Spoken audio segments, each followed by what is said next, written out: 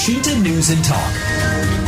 Badan Meteorologi, Klimatologi, dan Geofisika atau BMKG Stasiun Meteorologi Maritim Semarang memprediksi akan terjadi gelombang tinggi sekitar 90 hingga dengan 100 cm. Hal ini berdampak sepanjang kawasan Pantura, Jawa Tengah diprediksi akan terjadi banjir rob karena fenomena gelombang tinggi. Bagaimana penjelasannya?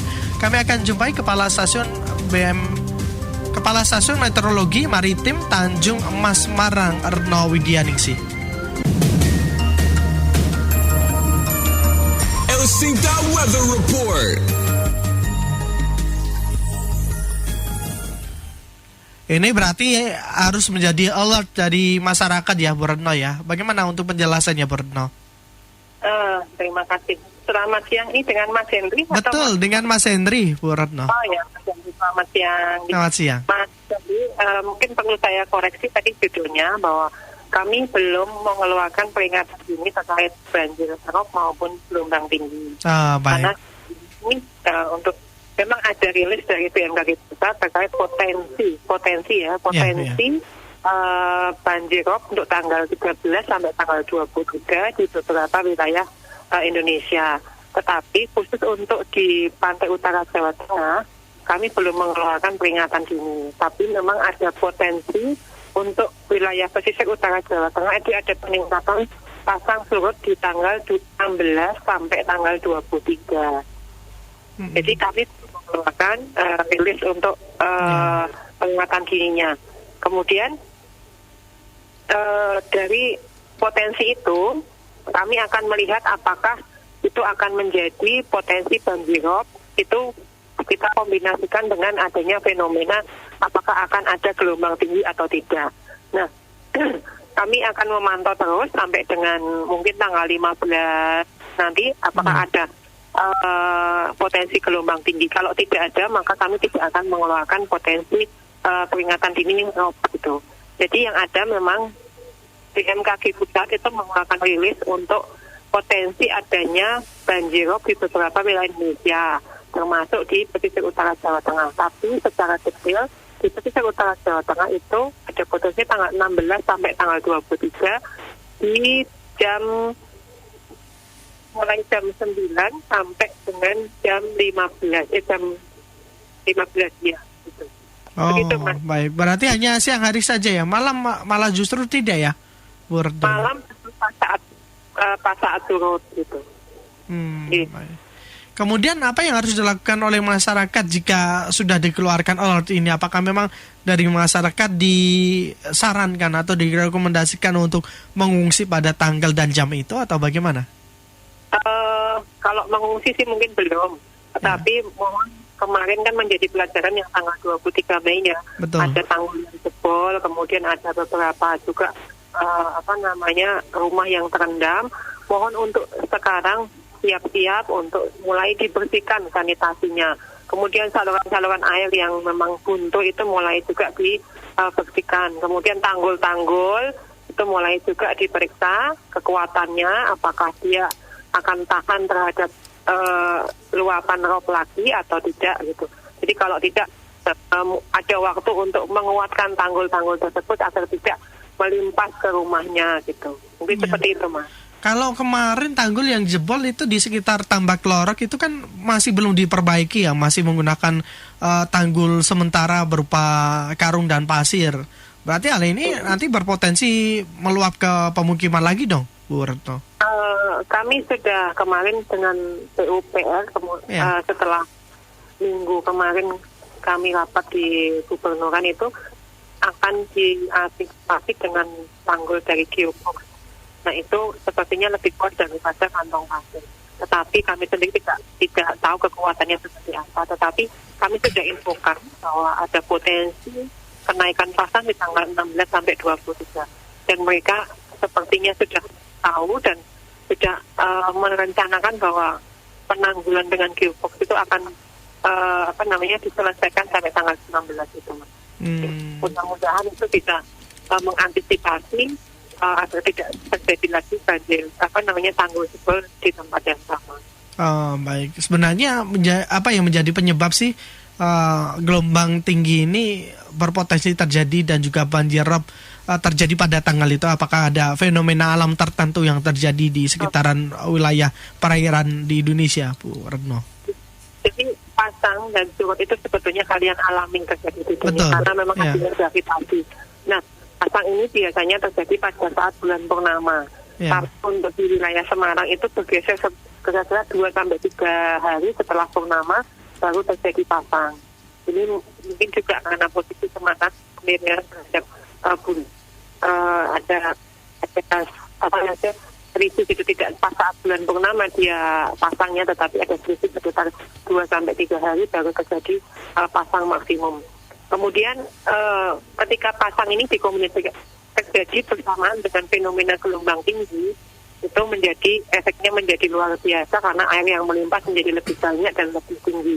Kalau gelombang itu memang posisi sekarang itu bertiup angin timur. Nah, angin timur ini efeknya dari timur itu memang kencang gitu. Jadi ini yang memang ya sudah akumulasi dari energi yang ada di laut itu pada setiap periode berapa itu ada terjadi gelombang tinggi. Tapi itu hal yang wajar terjadi di alam ini gitu, seperti itu. Tapi tidak ada potensi bibit siklon begitu? Enggak, artinya tidak ada. Hanya reguler. Kemarin gelombangnya hanya pada kategori sedang gitu, 1,25 sampai 2,5. Tetapi karena pada saat itu terjadi pasang tinggi, limpasannya yang menjadikan limpasannya lebih dari biasanya. Nah, kemudian ada juga fenomena tanggul jebol itu, kemudian jadi menambah efek yang luar biasa. Seperti itu. Baik.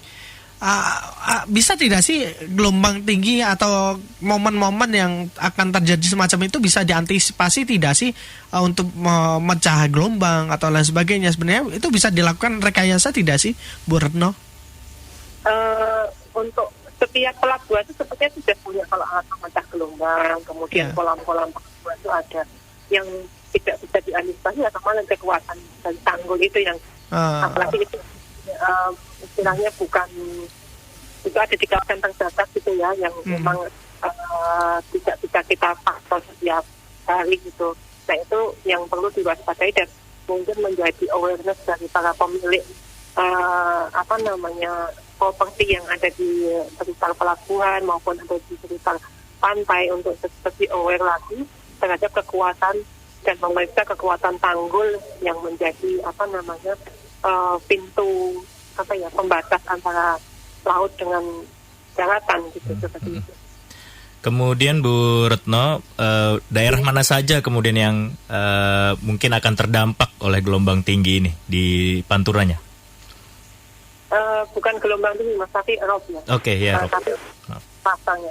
Jadi ini kalau yang sekarang itu sudah hampir seluruh pesisir utara Jawa Tengah dari Brebes, kemudian Tegal, Malang, Pekalongan, kemudian Kendal, Semarang, Demak, Jepara, Pati, sampai Rembang itu kemarin sudah terdampak.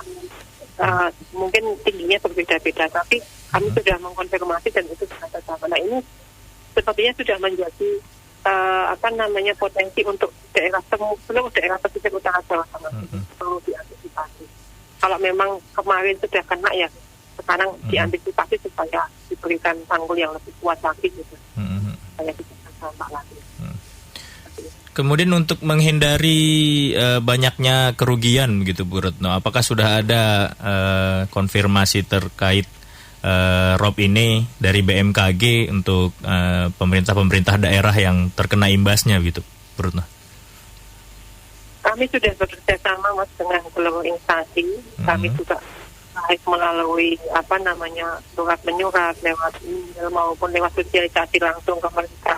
Juga ada grup-grup WA gitu yang khusus untuk dengan gabung dengan BPBD, kemudian dengan gabung dengan kepala pelabuhan, kemudian dengan gabung dengan instansi pemerintah.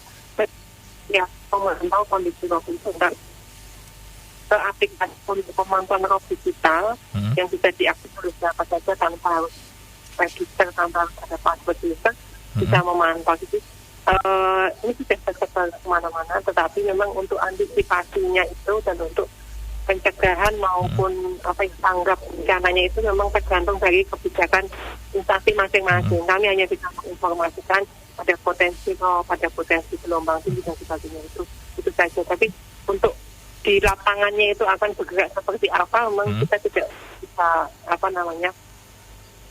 punya kekuasaan untuk itu, tidak punya kewenangan untuk itu. Gitu. Bu Retno, kalau kemarin saya turun langsung itu ketika tanggal 23 yang lalu ya, Tanggul Jebol itu di Tambak Lorok benar-benar bervariasi untuk ketinggian air. Ada yang 1 meter, ada yang 1,5 dan sebagainya. Tapi banyak juga masyarakat yang mengharapkan tanggul laut itu segera bisa dibangun, karena keseharian mereka pun walaupun tidak terjadi rob itu rumah mereka itu sudah tergenang, Bu. Sudah benar-benar airnya itu sudah masuk ke daratan. Kalau melihat pembuatan tanggul laut ini dari sisi BMKG melihatnya bagaimana? Apakah memang hal ini memang benar-benar dibutuhkan sesuai dengan harapan warga atau bagaimana? Jadi begini, setiap wilayah itu biasanya meminta informasi dari BMKG terkait dengan pasang surutnya. Ya. Nah, dari situ akan ada kajian terkait dengan situasi tanahnya, kemudian jenis tanahnya, kemudian bentuk pantainya dan sebagainya, dan nanti akan dikaji bagaimana pencegahan erosi yang akan dilakukan, apakah lewat mangrove bisa, lewat tanggul bisa, kemudian lewat alat pemecah ombak juga bisa, atau lewat relokasi masyarakat juga bisa dan sebagainya. Nah, yang saya tahu untuk Semarang dan Demak itu memang dipilih untuk pembuatan tanggul laut, dan mungkin jadi jalan tol itu jalan tol laut. Saya kira seperti itu sudah melalui kajian yang sangat matang, karena itu kan membutuhkan dana yang sangat besar. Tidak mungkinlah memutuskan suatu keputusan yang membutuhkan dana yang besar tapi tidak melalui kajian yang sangat banyak. Pasti sudah melalui kajian yang sangat banyak. Dan kami juga bisa ikut rapat-rapat di Beda, di Gubernur itu memang mungkin itu sudah melalui beberapa kajian, dan itu yang dipilih untuk wilayah Semarang dan Demak yang tepat gitu. Iya, tanggal 16 itu sampai tanggal 23. Bagaimana rekomendasi dari BMKG untuk para nelayan? Apakah masih diperbolehkan untuk melaut atau tidak, Bu Retno? Kalau pasang dan surut itu tidak mempengaruhi untuk kegiatan kelautan, tapi yang mempengaruhi gelombang. Jadi kalau nelayan itu kalau hanya pasang dan surut itu mereka malah diuntungkan sebagainya. Jadi saat pasang mereka berangkat ke laut, saat surut mereka pulang gitu. Itu malah diuntungkan sebagainya. Tapi kalau untuk gelombang tinggi ini kan juga membahayakan kan? Kalau gelombang itu mereka akan melihat potensi tidak enaknya. Jadi kami punya 8 wilayah perkiraan itu dari Brebes ke Pemalang, Pekalongan Kendal, Semarang Demak, kemudian Pati Rembang. Nanti potensi yang tinggi itu di mana? Itu biasanya kami menginformasikan secara detail kapan akan terjadi dan waktunya berapa lama. Nah, mereka akan menyesuaikan dengan itu. Orang lain itu sudah tercampur di dalam grup BA. Kami punya grup BA, di situ ada penyuluh nelayan, ada juga ketua kelompok nelayan. Juga kami bersosialisasi secara rutin setiap tahun melalui sekolah lapang cuaca nelayan. Bagaimana cara membaca peta, bagaimana cara mengantisipasinya. Dan alhamdulillah sudah banyak bisa diterapkan oleh mereka cara mengantisipasi ketika gelombang tinggi. Mereka akan mengalihkan kegiatannya dengan memperbaiki perahu, kemudian memperbaiki jala dan sebagainya. Ya, baik. Nah, seperti itu. Terakhir, Bu Retno, apa yang menjadi himbauan ataupun ada peringatan dini yang disampaikan kepada masyarakat, Bu Retno? Ya, jadi BMKG yang senantiasa mengupdate informasi tentang kondisi cuaca baik global maupun regional akan senantiasa memberikan informasi yang tercepat, terakurat kepada seluruh masyarakat maupun stakeholder. Mari pantau terus informasi BMKG agar kita dapat meminimalisir dampak dari kondisi cuaca maupun kondisi perairan yang akan ekstrim ataupun tidak. Jadi masyarakat supaya aware bahwa kapan sih akan cuaca ekstrim, dia sudah bisa mengantisipasi tidak melakukan kegiatan di laut. Kemudian saat cuaca aman, mereka bisa melakukan kegiatan lagi di laut. Ini kami senantiasa mendefinisikan informasi cuaca. Bahkan perkiraan gelombang itu sudah ada per 3 jam. Jadi mereka sudah bisa memantau. Kalau memang akan melaut selama 12 jam, maka dia bisa memantau 12 jam ke depan. Kalau akan 24 jam, mereka bisa memantau 24 jam. Dan semuanya bisa diakses tanpa harus register, tanpa harus mendaftar. Jadi informasi itu bisa diakses baik lewat handphone, itu sudah bisa. Kami juga bisa menyiarkan lewat radio, lewat media sosial kami, lewat WA dan sebagainya. Silakan pantau dari mana saja Bapak Ibu saatnya memantau cuaca, tapi selalu pantau agar kita bisa menghindari korban dan jatuhnya kerugian akibat cuaca ekstrim. Begitu, Mas. Baik, terima kasih banyak ya Bu Retno untuk waktunya bersama dengan Alsinta. Sehat selalu Bu Retno. Amin.